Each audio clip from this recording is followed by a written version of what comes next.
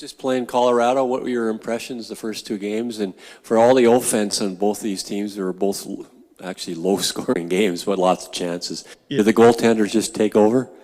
Lots of chances, but I thought both teams competed hard defensively. It's just there's good players on the ice that make things happen. Two really good hockey games, two of the best games that I've been witness to over the last 2.5 months. Colorado is where they're at in the league standings for a reason, and we'll be ready for a top team coming in here tomorrow night. Is Mikko playing tomorrow night? We'll see. We'll let you know tomorrow, but today was a day off, or not a day off, excuse me. It was an optional skate for our team. Rest up, rejuvenation day, and we'll see where we're at tomorrow. When you had the 11 shots in the overtime, when you're behind the bench last game, were you thinking there's no way we're losing this? Yeah, I really liked the way we played that game in general. That overtime was exciting for our fans. We generated numerous chances. Sometimes those things happen in a hockey game. We felt good about our game as a whole. It just didn't go in for us in those 11 shots in overtime. What have you liked about Derek Ryan's game? Do you like him better on the wing than at center? Yeah, I do like him better on the wing. I think moving him to the wing kind of freshened him up a little bit. I think he has the ability to move up and down the lineup. When we were particularly banged up, when we first came up from Bakersfield, Dave and I, we asked Derek Ryan to do a lot. And he kind of took off and scored some timely goals for our team. I think he's someone who plays on the penalty kill. He can take big face-offs for us. I think he's a heads-up, ethereal type player that has really, really dug in down the stretch. You know, everyone will point to his goal that he scored last night, but I'd point to the block shot that he had in the third period off a face-off loss. To me, he's somebody who's committed and all in on the Edmonton Oilers. So when you're working the 11 forwards, how does it work with Leon and Connor? Well, I think we spread it out pretty good. If you look at last night, I don't know for sure, I don't have it in front of me, but I think Yamamoto might have been one of the highest minute forwards last night. He was someone we were finding the extra shift for. We spread it out because what we don't want is to end up with two forwards at 26 minutes. We spread those shifts out, and sometimes it depends on what the other team's throwing out there, and sometimes it depends on who looks like they have the most legs in the game for us that we find extra shifts for. I think it forces us to keep everybody on their toes. The Nurse-CC pair is charged with trying to shut down the best players on the other team. They're both selfless guys, both team-first guys who put a lot of stock into and take a lot of pride in defending the best players in the world. And they're going to get their minutes because the other team's best players play the most. And then we kind of spread out the minutes amongst the rest.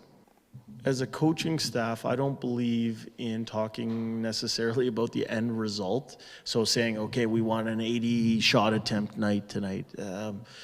That's not where our focus goes to. We talk a lot about the process that leads to those numbers, or the tactics that lead to those numbers, and a way we want to play the game, or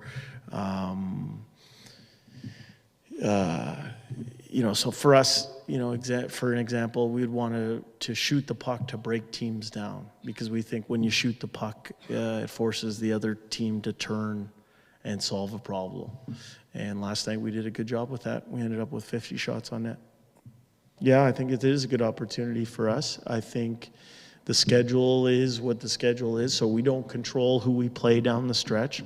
Our focus, as much as we respect Colorado, how well structured they are, their points totals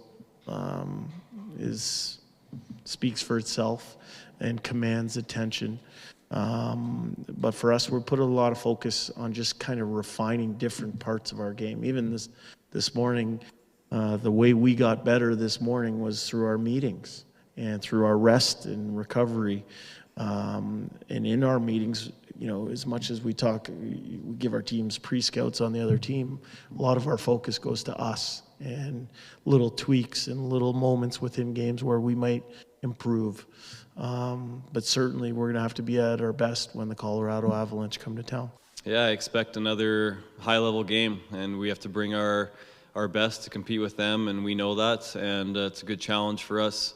I think we've been playing some pretty good hockey lately, so it's a good challenge for us to put that on the ice against the best team in the league and be able to do that on a consistent basis. And obviously the last 2 times we played them, we've done that, but it's being able to do it over and over again. That's what it takes to be successful in the playoffs. Yes, our thought process is there's 2 points on the line. We need that for playoff situations, for home ice advantage, whatever you want to call it. I mean, mentally going into a playoff series, if we end up matching up against them eventually, not having won a game, maybe, I guess, but there's situations where I think Edmonton last year beat Winnipeg quite often and then they got swept in the playoffs. So regular season and playoffs are a completely different beast. Doesn't really matter, doesn't factor into our thought process. I think it's just wanting to make sure, for me anyways, I think it's more of being able to put our best game on the ice consistently. And, I think we've done that, some really big wins lately in Nashville, home Vegas, home Dallas, and now home against Colorado. Those are some big games against teams that are really good, either fighting for their lives or top of the standings like Colorado. And so being able to put our best game on the ice every night. I mean, I've talked about it over and over about playing your best hockey this time of year. I'm no different than any other player. I think, obviously, I'm my age. Everyone wants to talk about it, but it's something that I really don't think about. It's not. I don't feel like I'm 40. I feel like I have a lot to prove still. I feel like I don't have a lot more opportunities to to achieve the ultimate goal, and so I think this time of the year you want to be a big reason why your team's having success, and this year's no different. Doesn't really matter to me as far as comparisons and what's happened before or what's already done. I'm just thinking about the next game and taking it one day at a time. Preparing for your next start and, playing to your capabilities. And I feel like if I do that, then I give this team a chance to win, on any given night. So that's all you can look at is the next game, and you want to keep the momentum going as long as you can. And like I said, be a big part of the reason why the team's having success.